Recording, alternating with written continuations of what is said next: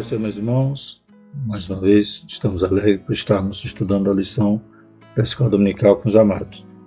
Hoje vamos estudar a lição 3 da Revista dos Adultos, que tem o título Perigo do Ensino Progressista. Estamos estudando o tema A Igreja de Cristo e o Império do Mal, como viver neste mundo dominado pelo espírito da Babilônia, revista comentada pelo pastor Douglas Batista. Hoje vamos falar sobre esse ensino progressista, como ele afeta a nossa fé, como ele afeta, vem querer destruir a ortodoxia cristã, vem querer minar a autoridade da Bíblia, pois são falsos ensinos, são heresias, vem querer ressignificar, vem querer dizer que a Bíblia não é a palavra de Deus, mas que contém ou se transforma, vem querer tirar os elementos sobrenaturais da palavra de Deus para que possam moldar, para que possam reinterpretar, ressignificar, de forma que venha atender o interesse deles de viver de qualquer forma, de amenizar a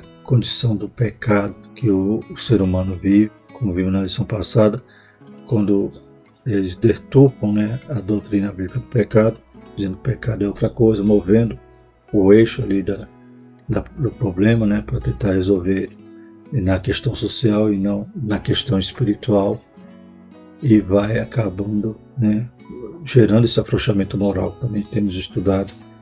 Isso faz parte desse espírito da Babilônia, ou seja, desse momento que vivemos antecedendo a volta de Jesus, em que o mundo jaz no maligno.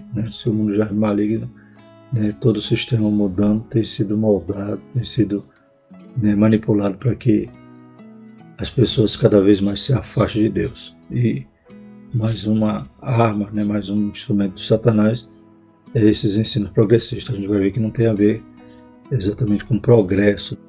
Nós não somos contra o progresso. Por exemplo, algo que venha modernizar, talvez até acrescentar algo à liturgia do culto, ou a forma como propagamos a mensagem, a mídia, é o que utilizamos, porque outrora era o papel é uma mídia. O que importa é o que está sendo transmitido através daquela mídia, que é transmitir uma mensagem de Deus. Hoje, por exemplo, as ondas radiofônicas, hoje a televisão, então são mídias que o progresso nos traz. Hoje é a internet. Mas a gente não está falando de progresso, ou progresso na medicina, progresso nas ciências. Mas o problema são os ensinos progressistas querendo mudar a palavra, a base da nossa fé. Para distorcer, para que as pessoas comecem a relativizar e dizer o que era pecado antes, hoje já não é mais, já é normal, já é permitido.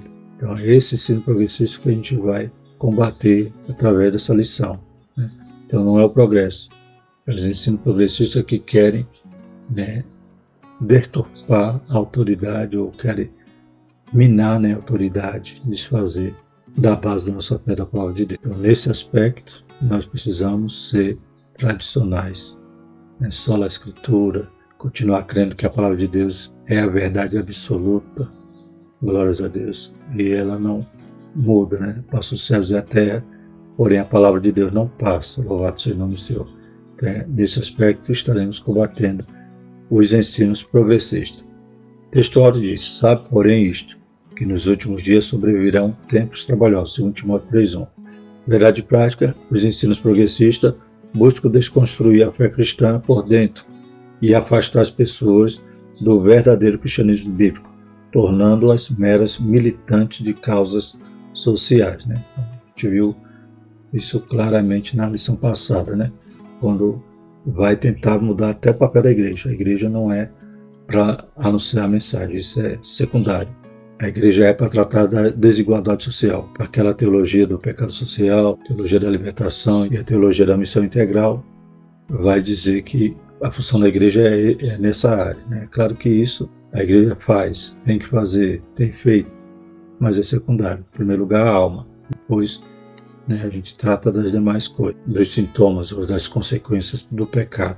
Então, minando a Bíblia, tirando tudo o que é sobrenatural, demitificando ela, crendo que ela não é a palavra de Deus, vai gerar então essas pessoas que querem reinterpretar a Bíblia. Se a Bíblia fala contra o homossexualismo, então tem que ser reinterpretada, tem que ser reescrita para tirar, como dizem eles, todo o discurso de ódio da Bíblia. A Bíblia não tem discurso de ódio. é discurso de amor. Que Deus revelar nossas mazelas, nossos pecados e mostrar um caminho de salvação, que ódio há nisto, né? Pior seria, como um pai que vê o filho fazendo coisa errada e o pai deixa, e o pai não liga e deixa o filho ir parar numa penitenciária ou morrer, porque o pai não alertou, o pai não tentou salvar. Então, nosso Deus, de forma nenhuma, Ele nos ensina a odiar através da sua palavra. Ele nos ensina a detectarmos, a examinarmos a nós mesmos, a ver o nosso pecado, a confrontarmos com a palavra de Deus, a confrontarmos em relação à santidade de Deus e à nossa pecaminosidade, e nos convertermos e entender que Deus tem uma solução, uma saída para o nosso pecado, inclusive para a morte de Deus. Nos dá a solução, nos dá o dom gratuito, que é a vida eterna.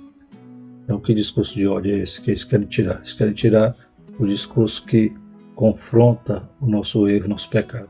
Que Deus tenha misericórdia. Os objetivos da lição são elencar os elementos que descaracterizam o cristianismo bíblico, explicar as principais teorias progressistas e aplicar elementos que refutam o ensino progressista. A leitura bíblica em classe ficou 2 Timóteo 3, de 1 a 9.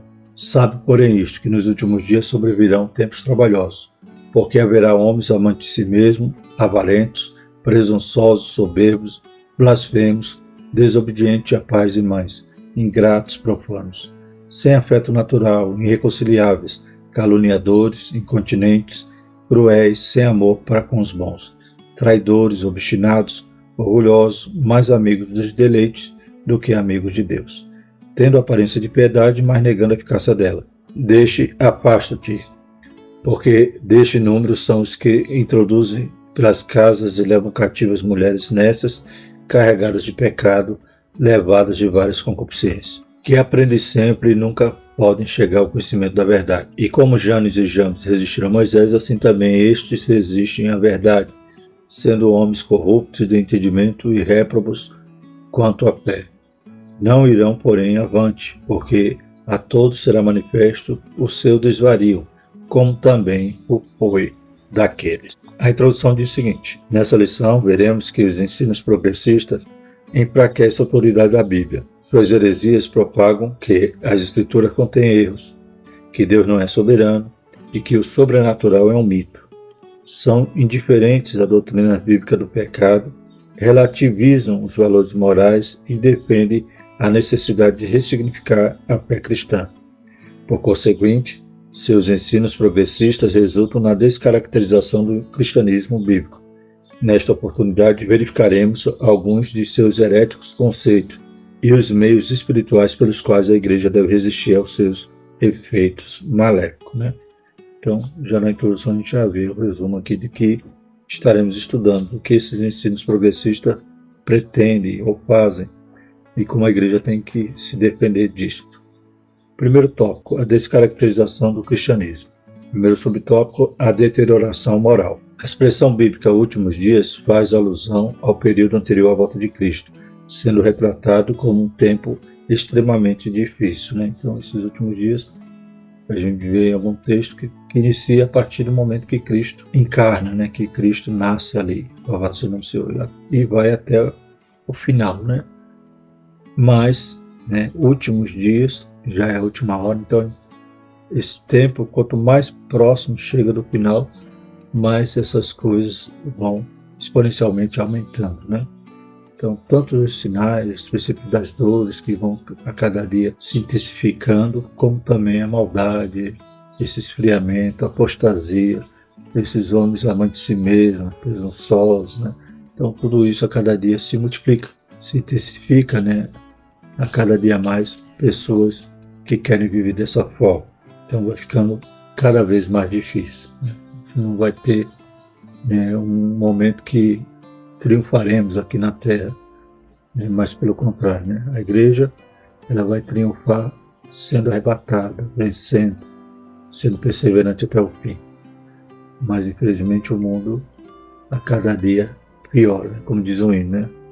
O mundo que se arruína em pecar. O apóstolo Paulo alerta que o comportamento humano será a sociedade de impiedade, caracterizada pela profunda degradação moral, 2 Timóteo 3, 2 a 4. Por isso, a lista paulina é uma descrição da escalada dos pecados na sociedade e o enfraquecimento da doutrina bíblica e o relativismo, que não aceita norma moral absoluta, instigam a má conduta da humanidade.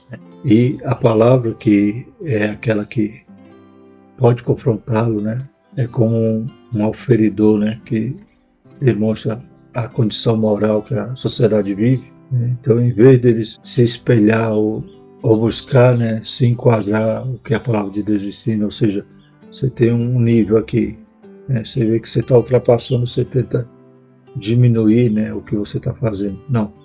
Ao invés de tentar se enquadrar a norma moral, né, absoluta que a Bíblia tem, eles querem pegar e mover o nível para que eles possam continuar pecando, né, e se sentirem então que estão certos, né, que estão vivendo de forma livre, de forma permitida, né? Mas a Bíblia não move. Essa norma moral e absoluta, ela não tem como mover. Então, por isso que eles querem ressignificar, querem reinterpretar, né, querem modernizar, né, atualizar a palavra, né, não atualizar a língua portuguesa, né, o texto, mas atualizar a mensagem. Deus tenha misericórdia de nós. O atual e alarmante crescimento do pecado é uma indicação de que já vivemos esses últimos dias. Né? Então, quanto mais se intensifica tudo aquilo que está profetizado, a gente sabe que estamos chegando perto do fim. É como as dores de parto, né? E quanto mais se intensifica, vai chegar o momento do nascimento ali de uma criança. Então, da minha maneira, essas dores vão intensificar até o momento final. Não obstante, apesar das investidas heréticas, a Bíblia nos adverte a viver em santidade em qualquer época da jornada cristã. 1 Pedro 1,15, que diz: Mas como é santo aquele que vos chamou, sede vós também santo em toda a vossa maneira de viver. E versos 23 a 25 diz, vamos ler também o 22, purificando as vossas almas pelo Espírito na obediência à verdade, para o amor fraternal não fingido. Amai-vos ardentemente uns aos outros com o coração puro, sendo de novo gerados, não de semente corruptível, mas da incorruptível, pela palavra de Deus viva e que permanece para sempre. Porque toda a carne é como a erva, toda a glória do homem como a flor da erva. Secou-se a erva, caiu a sua flor. Mas a palavra do Senhor permanece para sempre, e esta é a palavra que entre vós foi evangelizada. Glórias a Deus. Então a Bíblia nos dá essa advertência de em todo o tempo sermos santos, mesmo que a sociedade mude, mesmo que os padrões éticos mudem, nós estejamos buscando, né, então sempre estar vivendo conforme a palavra de Deus. Glórias a Deus, entendendo que ela é a que nos revela, né, ela que nos reflete a nossa condição de pecador, e com isso a gente se arrepende e busca depressa lavar as nossas vestes no sangue do Cordeiro. Filhinhos, não pequei, mas se pecar, temos um advogado. Então a gente tem todo o tempo, enquanto estamos vivos, né, um caminho de volta ao padrão bíblico do arrependimento. Né? Deus nos perdoa, Ele é fiel e justo para nos purificar do pecado. Mas o homem não quer isso. O homem, em geral, ele não quer se arrepender, ele não quer ser confrontado e que alguém diga que ele está errado. Ele quer continuar no erro e, em vez de consertar o erro, ele quer consertar a Bíblia. Né? Que Deus nos ajude. Segundo subtópico, a erosão da ortodoxia. O ensino progressista representa um ataque teológico à ortodoxia bíblica. Suas teses reduzem o texto bíblico a um mero registro de experiências religiosas. Deste modo, o fundamento da fé cristã é questionado, isto é, a autoridade bíblica é rejeitada e suas verdades negligenciadas. O conteúdo doutrinário cede espaço para a cultura, o entretenimento e, ao resultado a qualquer custo, os cristãos tornam-se mais amigos dos deleites que amigos de Deus. 2 Timóteo 3,4.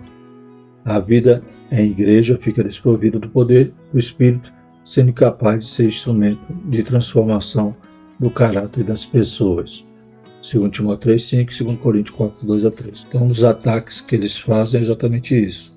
É dizer que a Bíblia tem erro, dizer que foi produzida por homens, tem falhas, e começam então a mutilar a palavra de Deus. Como veremos aqui, alguns desses teólogos até tentam extrair tudo que é sobrenatural da Bíblia. Então, tornam o livro apenas uma experiência espiritual e vai dizer que a Bíblia não é a palavra de Deus, mas contém ou se transforma, né? Então, alguém lê um texto e vai interpretar e dizer, não, agora Deus está falando comigo nesse texto, mas antes disso, né, ele vai desfazer dessa palavra, vai dizer que tem é apenas um registro, vai subtrair sobrenatural. Então ele vai fazer uma interpretação filosófica, buscando ali talvez um ensino de transformação social, mas não espiritual. Isso então vai minar também a importância da igreja, né, e o poder da palavra. Paulo dizia, não me envergonhe do evangelho, porque é poder de Deus. E esse poder transforma as vidas, esse poder que tem tirado pessoas, né, de reformatórios penais, transformando em pessoas de boa índole, pessoas, né, cidadãos e cidadãs realmente reformados, mas não reformados pela instituição, mas sim pela palavra, né? Se tornam pregadores, servos de Deus vivo, pais, né, e mães de família. A palavra que transforma, né, o viciado, né, o drogado, glórias a Deus, o criminoso, em pessoas de bem. Então, todo esse poder eles vão desfazer, né, todo esse aspecto sobrenatural que a palavra de Deus tem. Eles querem transformar em apenas um livro. Se a palavra apenas está contida, eles vão lá pescar essa palavra que para eles, que eles vão dizer que é de Deus. Então, ao mesmo tempo também, eles vão descartar todo o restante que eles não aprovem ou que não coadune, né, com a maneira de viver que eles querem viver.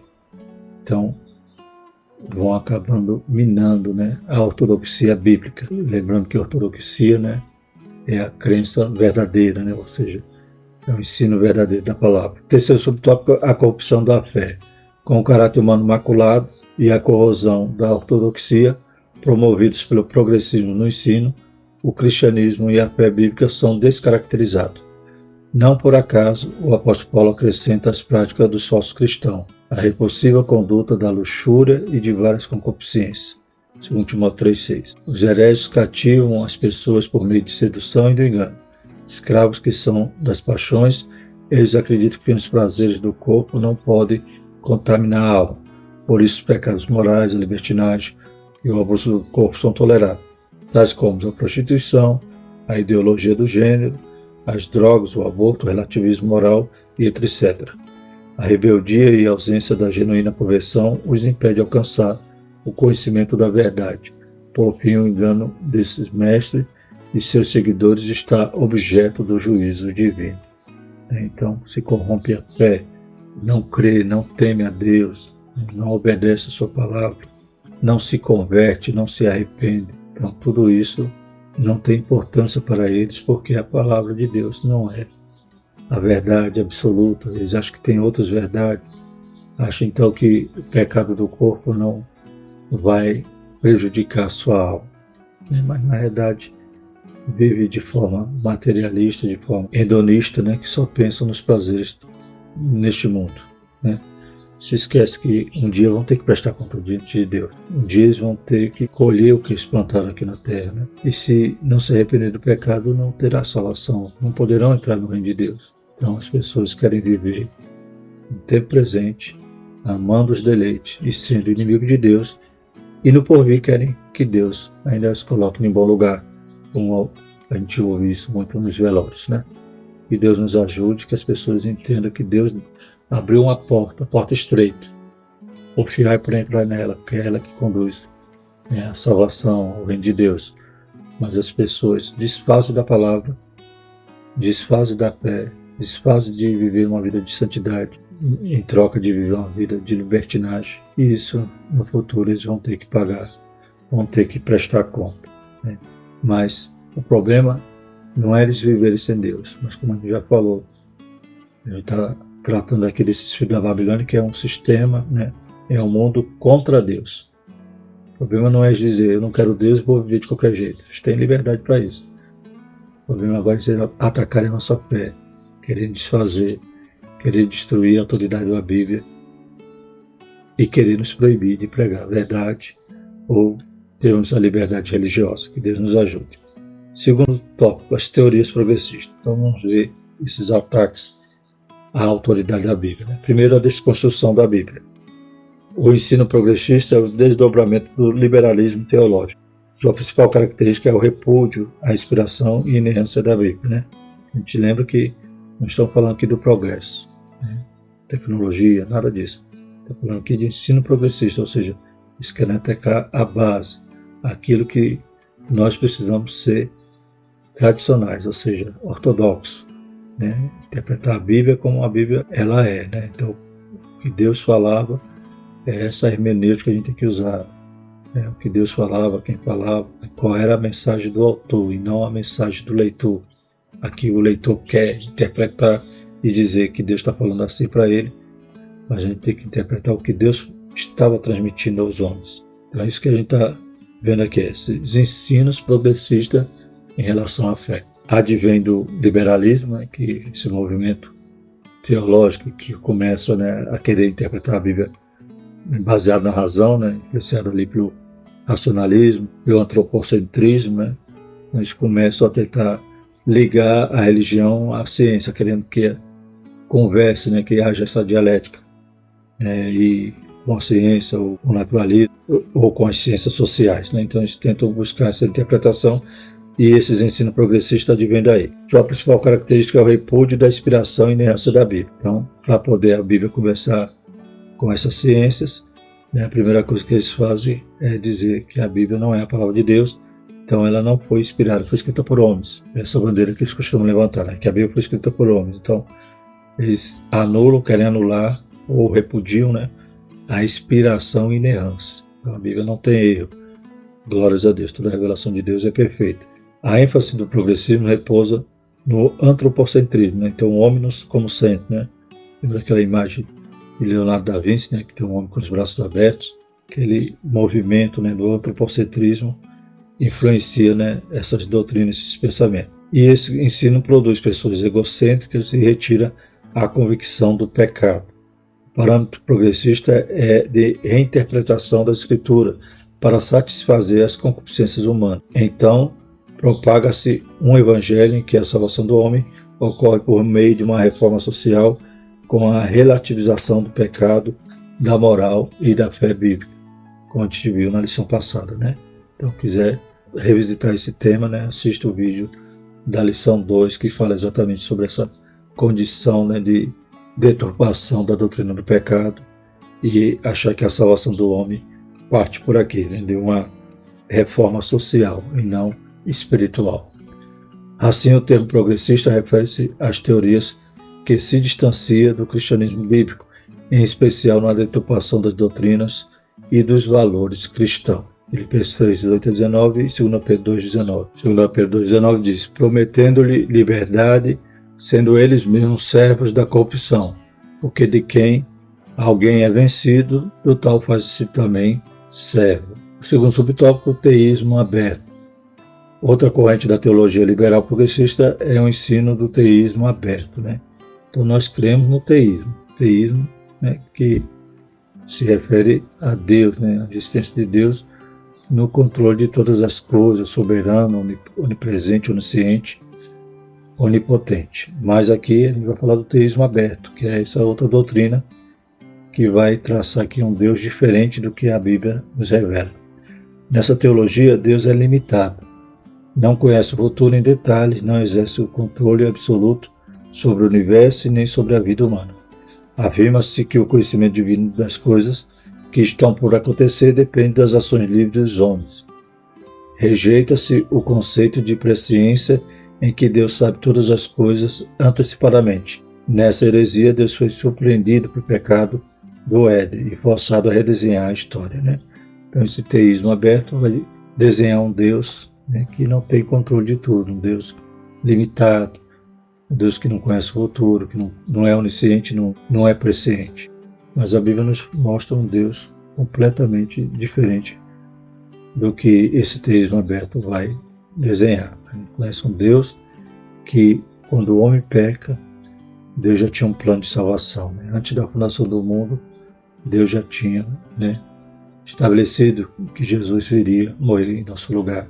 No momento ali, em Gênesis 3,15, vai falar que Deus ia colocar inimizade entre a semente da mulher e a semente da serpente. A semente da mulher ia esmagar a cabeça da serpente, ou seja, tudo ali demonstrando que Deus não foi pego de surpresa. Deus nos criou como agente livre, mas Deus já sabia que iríamos cair. E Deus então já tinha um plano, antes da fundação do mundo, do nosso restabelecimento, da nossa salvação, da nossa reconciliação com Ele mesmo. Glórias a Deus. Interessante ali quando Deus fala: amei a Jacó, aborreci Esaú. Então ali é a presciência de Deus. Não quer dizer que Deus determinou que Jacó ia andar por um caminho e Esaú seria completamente desviado, né? Ou Jacó seria salvo e Esaú seria condenado. Não, mas que Deus já sabia quando vinham essas escolhas para Esaú fazer em relação à fé, Esaú ia rejeitar tudo, ia desvalorizar até o direito da sua primogenitura, né? Ia trazer desgosto aos seus pais, né? Desobedecendo toda a ordenança de Deus. E sabia que Jacó, embora o suplantador, foi aquele que mentiu e enganou, mas que Jacó, lá na frente, iria encontrar com seu Deus e, aleluia, se comprometer a servir ao Deus de seus pais, de Abraão e de Isaac. Então, presciência, né? Deus já sabia com antecedência o que haveria de acontecer. Louvado seja o nome do Senhor. Então, o nosso Deus é onisciente, nosso Deus conhece tudo e não é pego de surpresa como o teísmo aberto vai dizer. Isso para desfazer da autoridade da Bíblia, desfazer e achar que os homens, com suas atitudes, podem mudar o destino, podem mudar a história e pegar Deus de surpresa. Não, Deus já conhece tudo, os planos de Deus nunca serão frustrados, né? Tudo que o Senhor prometeu, tudo que está revelado, basta ver a revelação, basta ver as profecias se cumprindo, a gente já entende que Deus é fiel e que a sua palavra não muda, não passa, louvado seja o nome do Senhor. Essa ênfase extremada nas decisões do homem sacrifica a soberania de Deus e a autolimitação divina anula o que a Bíblia ensina sobre a queda, a corrupção do gênero humano, afetando assim a doutrina da providência divina e da presença do mal moral no mundo, né? Então, diminui Deus, né? Deus não é soberano, Deus não está no controle, então Deus não tinha como prever nada disso. Mas a gente conhece um Deus completamente diferente desse Deus que esse ensino progressista vai trazer. Logo, embora seus postulantes não reconheçam publicamente, a conclusão é bem lógica. Se Deus não é soberano, então não faz sentido orar a Ele. Já pensou? A gente ora porque a gente conhece que o nosso Deus está no controle de tudo. Terceiro subtópico, a teologia da demitologização. Em 1958, Rudolf Bultmann propôs um programa de demitologização do texto bíblico. O mito é uma história de caráter religioso que não tem fundamento na realidade e que se destina a transmitir um conceito de fé. Para esse teólogo alemão, havia mitos na Bíblia e era preciso separá-los da verdade. Nesse pensamento, o céu e o inferno, a tentação, os demônios, a possessão demoníaca passam a ser vistos como mitológicos. Até a doutrina da concepção, do nascimento virginal e a promessa da vinda de Cristo são classificados como mitologia. Já imaginou, irmão? Então, eles acreditam que há, né, mitos na Bíblia que tudo que é sobrenatural tem que ser retirado para que a Bíblia fosse crível, né? Então, para que eles acreditassem na Bíblia, como eu já falei, né? Aquele diálogo que eles queriam fazer, a interpretação bíblica, comungar com as ciências, né? Então, acaba querendo tirar o que é sobrenatural. E, né, bases importantes da nossa fé, né? Até mesmo a forma como Jesus nasceu e até a volta de Cristo, né, os milagres, então tudo isso para eles não tem importância na Bíblia. São meras metáforas e acreditam eles então, né, que ali são histórias que é para você extrair a moral, né? Tem aquela prática, né? Qual é a moral da história? Mas a Bíblia, nós cremos na sua interpretação histórico-gramatical, ou seja, nós cremos na literalidade, né? Glórias a Deus. Quando Jesus operava um milagre, realmente era um milagre. Ele ressuscitou mortos, ele multiplicou pães e peixes, ele fez o mar e a tempestade acalmar, louvado seja o nome do Senhor.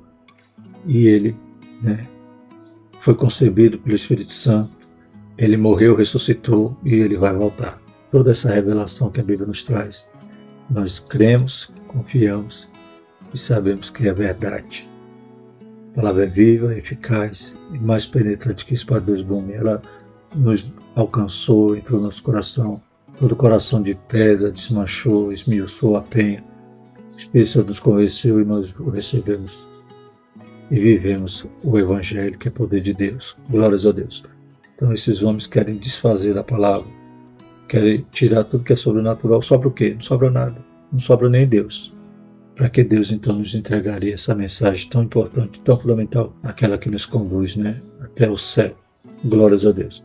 Então esses homens infelizmente fazem assim, desfazem da autoridade, da inerrância, da inspiração, para poder, né, mutilar a palavra, tirar o que não querem e continuarem vivendo o seu pecado, né? Então, em vez de se enquadrarem, se nivelarem, eles querem que o nível suba ou nem exista, para que vivam de qualquer maneira. Então, para eles, a Bíblia só é crível se dela forem extirpados os milagres, os sinais e outras revelações sobrenaturais. Em oposição a esse disparate, ratificamos que a Bíblia é a verdade plena de Deus, atestada pelo Espírito Santo, sustentada pela história e confirmada por milhões de pessoas alcançadas pela fé em Cristo. Segundo Pedro 1:21, né? Então, somos testemunha do poder de Deus, dos milagres de Deus, não só dos que estão relatados na palavra, mas que Ele continuou operando e opera em nossas vidas. Glórias a Deus. Por isso há também o perigo daqueles que são cessacionistas, que não creem mais nos milagres, que acham que tudo aquilo que Deus operou só foi histórico, só foi para ficar no passado. Mas nós somos continuistas e cremos e temos experimentado, aleluia, o poder de Deus hoje. Terceiro tópico, refutando os ensinos progressistas. Primeiro subtópico, reafirmando a autoridade bíblica. Em refutação ao ensino progressista, é indispensável reafirmar a doutrina da inspiração divina, verbal e plenária, da inerrante palavra de Deus, segundo Timóteo 3, 16 e 17, e validar o princípio de sola escritura, instituído na Reforma, que estabelece a Bíblia como única regra infalível e autoridade final de fé e prática. Nessa direção, Lutero advertia sobre a necessidade de distinguir entre o que foi entregue por Deus nos textos sagrados e o que foi inventado pelos homens no contexto da pesada tradição romana da Idade Média, né? Então eles tinham lá outros livros, a tradição, né, o magistério da Igreja Católica como algo com o mesmo peso da Bíblia, até mais, né? Então tinha prioridade em relação à regra de fé e prática da Igreja.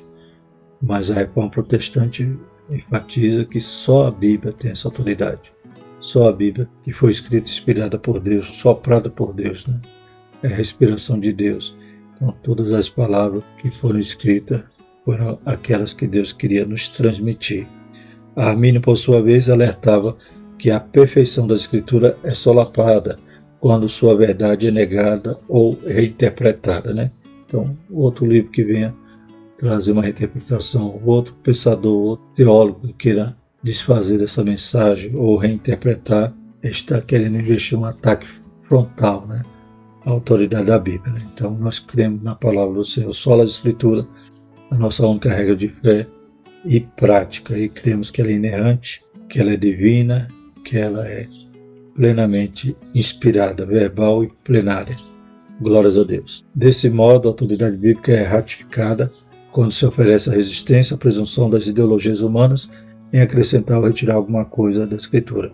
Então, como vamos refutar esses ensinos progressistas? É reafirmando na autoridade da Bíblia, né? Hoje a gente vê Xuxa querendo reescrever a Bíblia, pastores que começam a achar que a Bíblia está desatualizada, né? E até então suas igrejas que eram tradicionais, que eram ortodoxas, eles começam a aplicar o liberalismo, esses ensinos progressistas, suas igrejas passam a ser inclusivas, para isso, para que eles possam, né, se justificar só mudando o texto bíblico, só reinterpretando como eles querem.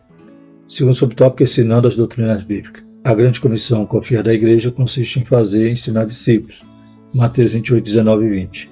Compreende uma ordenança proclamadora e um mandato educacional. A incumbência é tanto de formação quanto de transformação de indivíduos. É responsabilidade da igreja evangelizar o mundo e ensinar as doutrinas bíblicas, né? Então, outra forma de combater o erro é ensinar. E por todo mundo, né? Pregar a palavra, pregar o evangelho ensinando-as, né? Então, nós temos esse papel de fazer discípulos.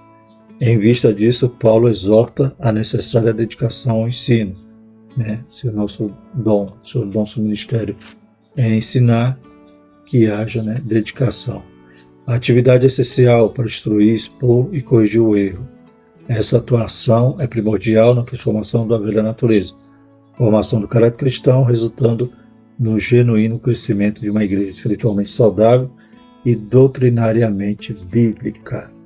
Então não podemos subtrair do nosso culto o ensino da palavra, né? Hoje em dia, como a gente já viu aqui, né, um dos ataques desses ensinos progressistas, minando ali a ortodoxia, né? E diz assim: o conteúdo doutrinário cede espaço para a cultura, o entretenimento e ao resultado a qualquer custo. Então a gente tem que tomar cuidado, né? Como estamos agindo em nossas igrejas, né? Se a gente está preenchendo o culto com muito entretenimento, né? Com muita atração, resultado a qualquer custo, ou seja, esquecendo de ensinar a sã doutrina, de valorizar o ensino da palavra e ser prioridade no nosso culto. Deus nos ajude para que o espírito da Babilônia também não venha provocar essa erosão nos púlpitos. Já tem feito isso em muitas igrejas, mas que nós possamos permanecer fiéis à palavra, ser perseverante na doutrina dos apóstolos. E terceiro subtópico, enfatizando a santificação. Então, são os 3 tópicos que o comentarista elenca para que possamos refutar os ensinos progressistas. Reafirmar a autoridade da palavra, ensinar e enfatizar a santificação. O fortalecimento da autoridade bíblica e o aprendizado das doutrinas cristãs precisam estar atrelados a uma vida de santidade. 1 Pedro 1,16. O verbo santificar vem do grego hagioso, que significa separar, purificar, consagrar. O adjetivo santo é a tradução do vocábulo hagios. Desse modo, a santificação é a operação do Espírito Santo em manter o crente separado do pecado e consagrado a Deus, né? Consagrado, ele está a serviço de Deus, né? Sendo usado por Deus. Então a gente, além de estar separado, a gente está atuando, né? Servindo a Deus, sendo instrumento dele. Somos dele para o uso dele.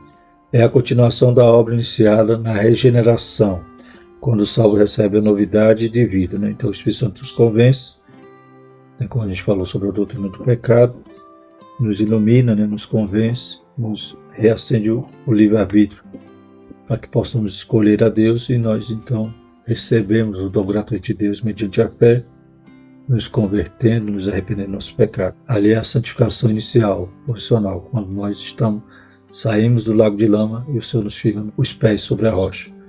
Mas agora vem a santificação progressiva, que é o dia a dia, até alcançarmos a santificação final, que é a glorificação do nosso corpo, conforme o Espírito, se encontrando com Deus, de transformado santos para poder, aleluia, comparecer diante de um Deus santo. Mas, enquanto isso, estamos nessa santificação diária, progressiva. Então é a confirmação da obra iniciada na regeneração, quando o salvo recebe novidade de vida e se estende até o dia da glorificação do crente. Romanos 6,22. A ênfase está na obediência da palavra de Deus, no abandono das concupiscências e numa vida de retidão moral em toda a maneira de viver. É isso que o mundo não quer, né? Quer continuar no pecado, e para justificar a sua vida de pecado, a Bíblia está errada, a Bíblia está ultrapassada, a Bíblia tem que ser ressignificada, reinterpretada. Que Deus nos ajude, né? E eles possam encontrar o caminho que mostra, né, a direção do céu, que não é ficar no pecado, é pelo contrário, se arrepender do pecado, crer no seu Jesus Cristo, para que seja salvo e para que chegue ao real conhecimento da verdade. Glória a Deus, uma verdade absoluta que não muda, que é a palavra de Deus. Concluindo, as Escrituras advertem que a conduta humana dos últimos dias é de repulsiva descaracterização da fé. A heresia progressista critica as Escrituras, promove o enfraquecimento da ortodoxia e instiga a frouxidão moral e afasta as pessoas do verdadeiro cristianismo. Contudo, a postura da Igreja não deve ser de inércia, mas de resistência à iniquidade. A defesa da fé ocorre quando os valores imutáveis e atemporais da Bíblia são exercitados pelo poder de Deus na vida diária do crente salvo, né? Então, os ensinos progressistas vai criticar a Escritura, promover o enfraquecimento da ortodoxia e instigar a frouxidão moral, né? Ou seja, as pessoas querendo viver de qualquer jeito. E o combate a isso a gente viu que é exatamente o contrário. Em vez de, quanto às críticas da Escritura, a gente defende a autoridade da Escritura. Quanto ao enfraquecimento da ortodoxia, a gente ensina a palavra, né? Faz discípulo. E quanto à frouxidão moral, a gente, aleluia, enfatiza que precisamos ser santos. Ser santo não é ser perfeito, é ser alcançado pela graça de Deus, confiar no seu perdão, aleluia, nos arrepender do nosso pecado e nos apropriar da salvação da vida eterna que Deus nos dá. Amém? Glórias a Deus. E a próxima lição, quando a criatura vale mais que o Criador. Vamos agradecer ao Senhor. Maravilhoso eterno Deus, te louvamos, te agradecemos pela tua palavra, Pai. Nos ajuda a ser, Pai, baluarte, a ser, Pai, coluna e firmeza da verdade. Pai, a resistir a todo ensino contrário, esses ensinos progressistas que querem desfazer da fé. Em nome de Jesus, nos ajuda, nos fortalece e nos desperta, Pai, para propagar a tua palavra, a tua mensagem, defendendo, Pai, aleluia, em todo o tempo, Pai, a razão da nossa fé. Que a graça do nosso Senhor, o amor de Deus e a comunhão do Espírito Santo permaneça sobre nós, hoje e eternamente. Amém.